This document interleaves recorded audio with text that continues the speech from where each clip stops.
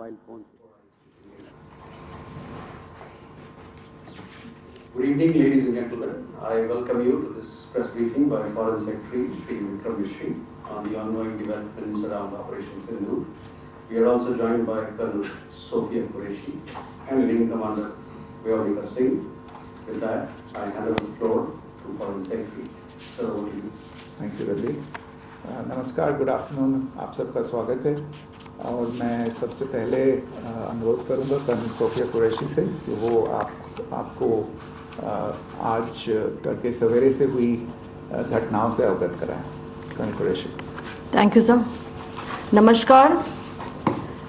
8 से 9 मई 2025 की मध्य रात्रि को पाकिस्तानी सेना ने सैन्य बुनियादी ढांचे को निशाना बनाने के इरादे से पूरी पश्चिमी सेना पर भारतीय वायु क्षेत्र का कई बार उल्लंघन किया।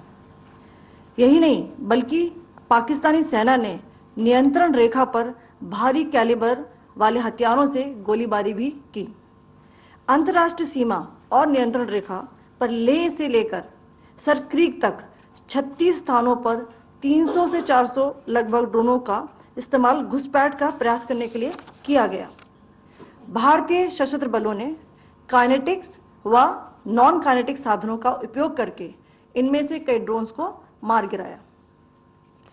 इतने बड़े पैमाने पर हवाई घुसपैठों का संभावित उद्देश्य वायु रक्षा प्रणालियों का परीक्षण करना और खुफिया जानकारी इकट्ठा करना था। ड्रोन के मलबे की फोरेंसिक जांच की जा रही है। प्रारंभिक रिपोर्ट्स से पता चलता है कि वे तुर्की के असीस गार्ड सोंगर ड्रोन्स हैं। इसके उपरांत रात में पाकिस्तान के एक सशस्त्र यूएवी ने भटिंडा सैन्य स्टेशन को निशाना बनाने की कोशिश भी की, जिसे पकड़ा गया और उसे निष्क्रिय कर दिया गया। पाकिस्तानी हमले के जवाब में पाकिस्तान में 4 हवाई रक्षा स्थलों पर सशस्त्र ड्रोन्स लॉन्च किए गए। इनमें से एक ड्रोन एडी रडार को नष्ट करने में सक्षम रहा। पाकिस्तान ने जम्मू कश्मीर के तंगधार, उरी, पुंछ, मेंढर, राजौरी, अखनूर और उधमपुर में भारी कैलिबर आर्टिलरी गन और सशस्त्र ड्रोन्स का उपयोग करके नियंत्रण रेखा के पार गोलीबारी भी की, जिसके परिणाम स्वरूप भारतीय सेना के कुछ जवान हताहत हुए और घायल हुए। भारतीय जवाबी कार्रवाई में पाकिस्तानी सेना को भी बड़ा नुकसान पहुंचाया गया। इसके अलावा पाकिस्तान का गैर जिम्मेदाराना व्यवहार फिर से सामने आया। 7 मई 2025 को रात 8:30 बजे एक असफल अकारण ड्रोन और मिसाइल हमला करने के बावजूद पाकिस्तान ने अपना नागरिक हवाई क्षेत्र बंद नहीं किया। पाकिस्तान अपने नागरिक विमानों को ढाल के रूप में इस्तेमाल कर रहा है, जबकि उसे अच्छी तरह से पता है कि भारत पर उसके हमले से हवाई रक्षा की तीव्र प्रतिक्रिया होगी। यह भारत और पाकिस्तान के बीच अंतर्राष्ट्रीय सीमा के पास उड़ान भरने वाले अंतर्राष्ट्रीय उड़ानों सहित नागरिक विमानों के लिए सुरक्षित नहीं है। यहां स्क्रीन शॉट में पंजाब सेक्टर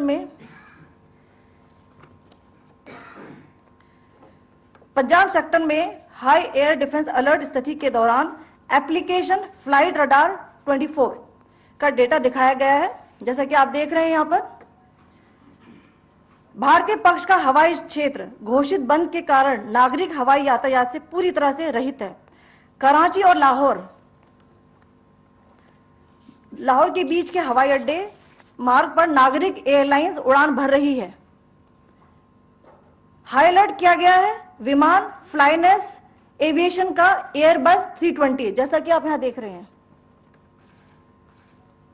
जो कि शाम को 5:50 बजे दमम से शुरू हुआ और रात को 9:10 बजे लाहौर में उतरा। ये सारा डिटेल्स आप यहां देख रहे हैं, ये डिटेल्स यहां लिखा हुआ है।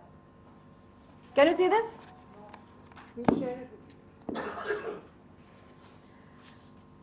भारतीय वायुसेना ने अपनी प्रतिक्रिया में काफी संयम दिखाया और इस प्रकार अंतरराष्ट्रीय नागरिक विमान सेवा की सुरक्षा सुनिश्चित की।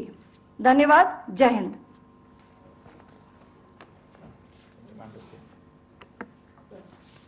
Good afternoon to you all.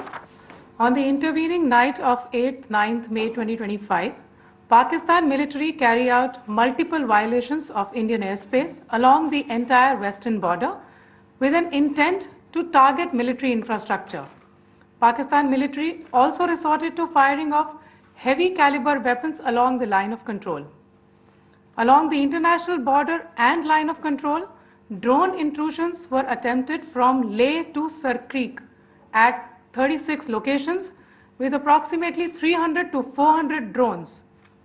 Indian Armed Forces brought down a number of these drones using kinetic and non-kinetic means.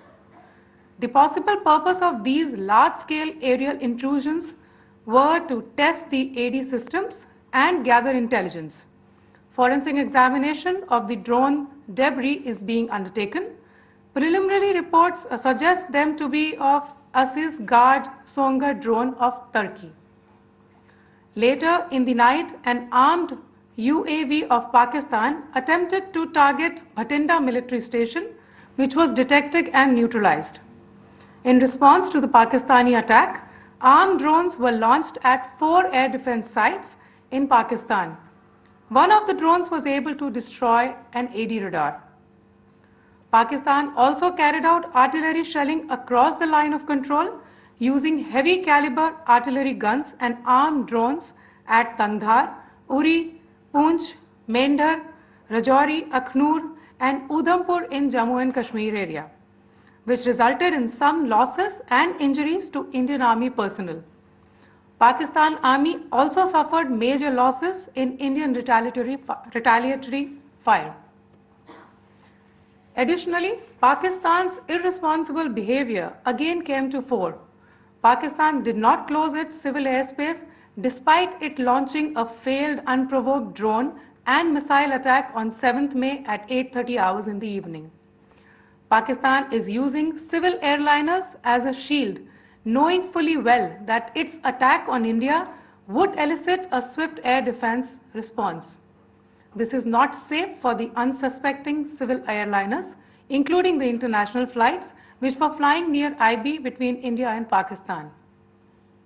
The screenshot we just showed and we shall share with you, it shows the data of the application Flight Radar 24 during a high air defense alert situation in the Punjab sector.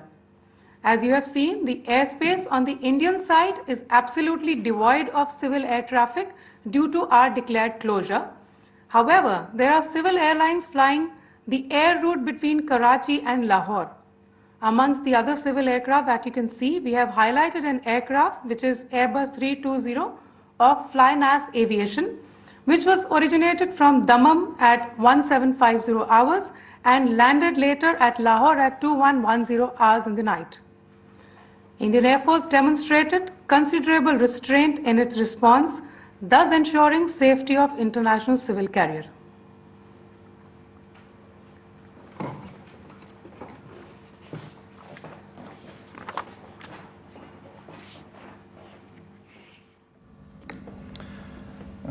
Thank you, Colonel Qureshi, Wing Commander Singh. I have just a few points to share in addition. कल रात की पाकिस्तानी सेना की कायरतापूर्ण गतिविधियों से आपको colonel Qureshi और विंग कमांडर सिंह ने पहले ही अवगत करा दिया गया है. These provocative and escalatory actions that were taken by Pakistan last night were targeted at Indian cities and civilian infrastructure, in addition to some military targets.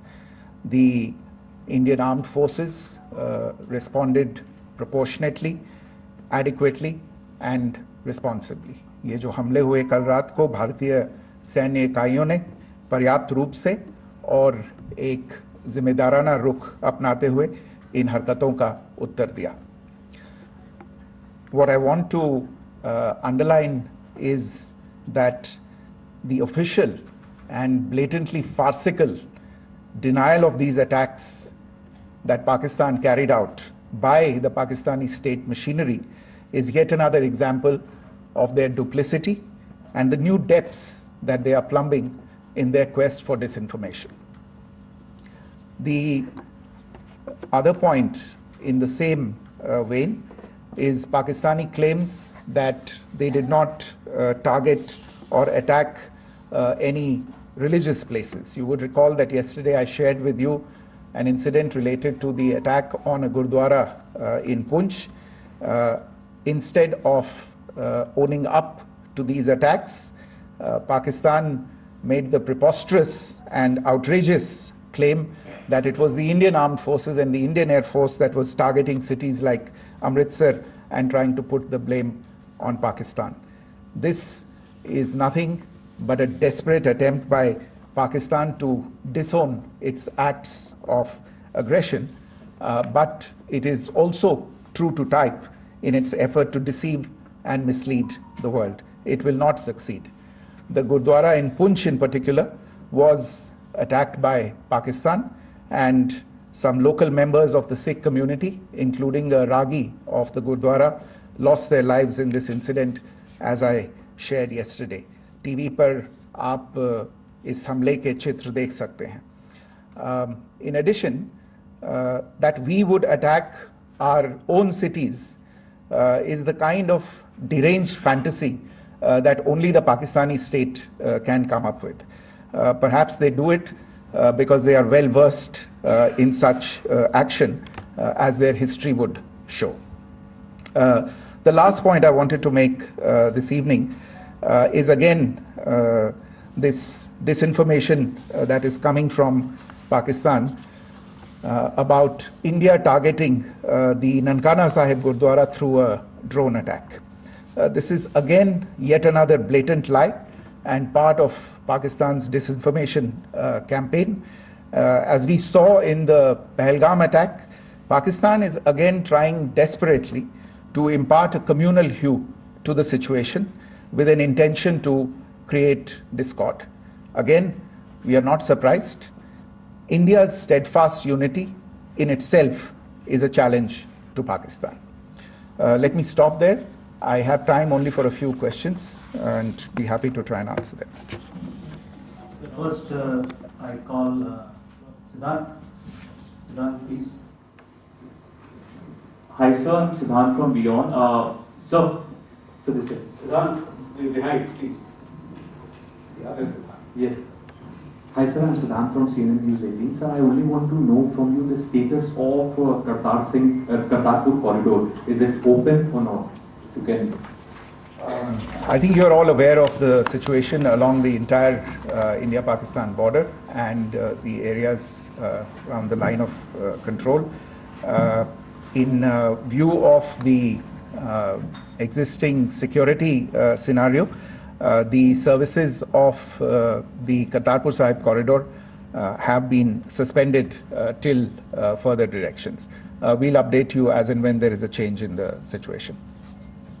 You have a question here, Rishabh?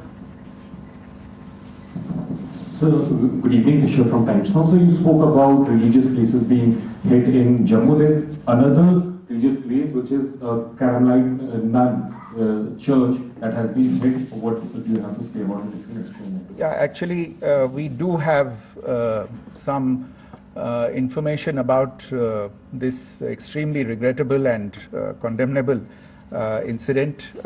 During heavy shelling across the line of control in the early morning of 7th May, a shell fired from Pakistan landed just behind the Christ School run by the Carmelites of Mary Immaculate congregation in Poonch. Tragically, the shell fired from Pakistan hit the home of 2 students of the Christ School. Both students unfortunately lost their lives and their parents were severely injured. Another Pakistani shell struck a Christian convent of nuns belonging to the congregation of the Mother of Carmel, damaging water tanks and destroying solar panel infrastructure. Several priests, nuns, school staff and local residents took refuge in an underground hall beneath the Christ School during the shelling by Pakistan. The school happened to be closed at the time, fortunately. Otherwise, more losses would have occurred. Again, we have seen the Pakistani side targeting and shelling places of worship with a particular design. This includes gurdwaras, these convents and temples. This is a new low even for Pakistan.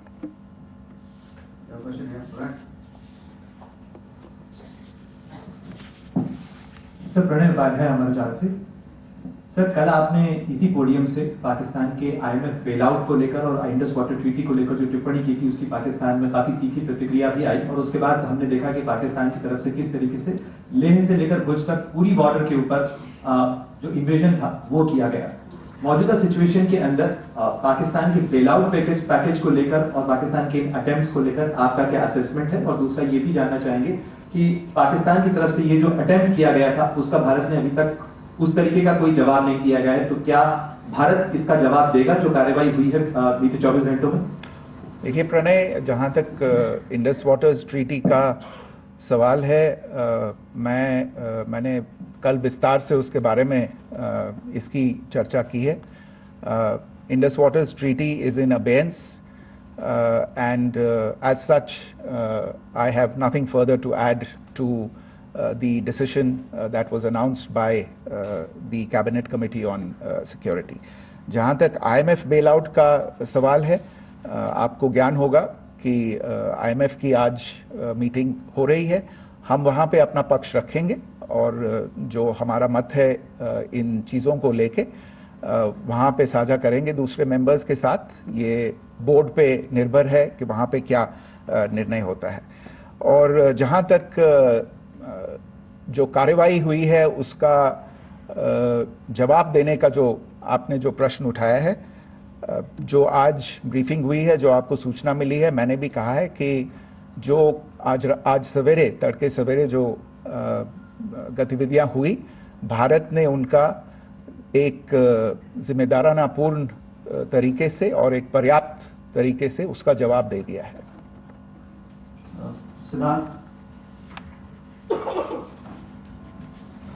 Hi sir, Siddhant from Beyond.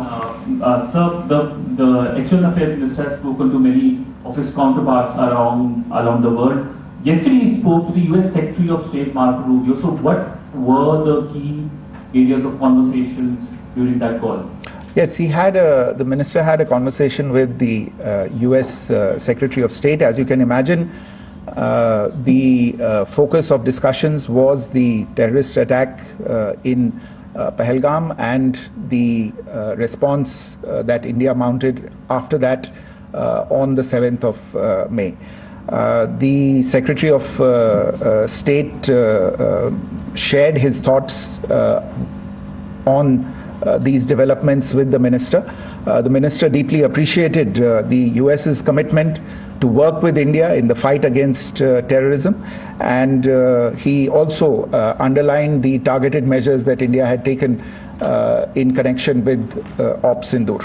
The minister also underlined that India would firmly counter any attempts at escalation from there. But in follow-up to that, as you are aware, there have been a number of other conversations.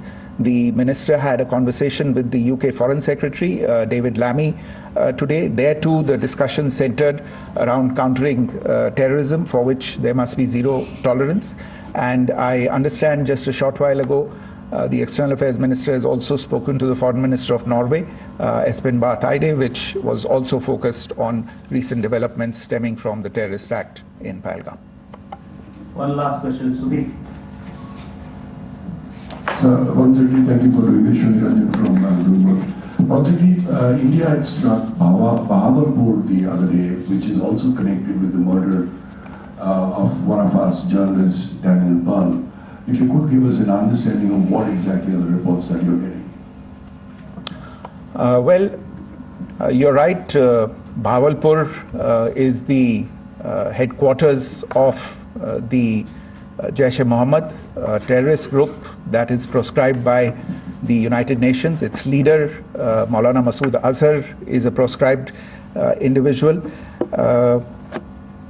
It is you brought up the connection with the tragic death or killing of Daniel Pearl. of the Wall Street Journal. The Jaish-e-Mohammed was in some way directly or indirectly responsible for the death of Daniel Pearl. But the real connection is through Ahmad Omar Saeed Sheikh, the British Pakistani jihadi who was held in India but was finally released in 2000, and he was the person who lured Daniel Pearl to his eventually leading to his murder. So these are all obviously connected figures, connected individuals, connected institutions, and the attack on Bahawalpur, on that facility of the Jaish-e-Mohammed in Bahawalpur is, I would imagine, a fitting part of this unfortunate incident. Thank you all. Thank you, sir. With that, we come to the closure of this press briefing. Thank you very much.